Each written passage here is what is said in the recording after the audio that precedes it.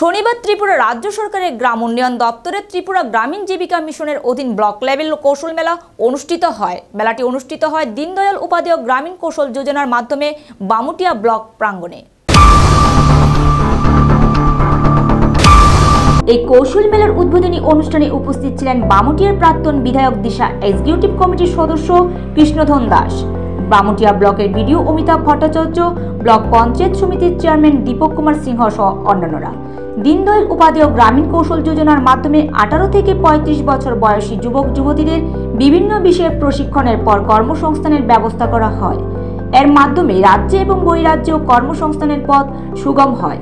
পঞ্চম থেকে স্নাতক উত্তীর্ণরা এই প্রশিক্ষণ নিতে পারবেন এবং এর মাধ্যমে warehouse supervisor, retail team leader, hotel management, AC ফ্রি সব বিভিন্ন ক্ষেত্রে কাজে প্রশিক্ষণ দিয়ে কর্মসংস্থান করা হয়। প্রাথমিক বেতন 8,000 থেকে শুরু হয়। এই অনুষ্ঠানে উপস্থিত আধিকারিক এবং জনপ্রতিনিধিরা সরকার এই উদ্যোগ গ্রহণ করার বার্তা দেন বেকার যুবক যুবতীদের মধ্যে। নিজস্ব প্রতিনিধি রিপোর্ট, এশিয়ান টাইমস।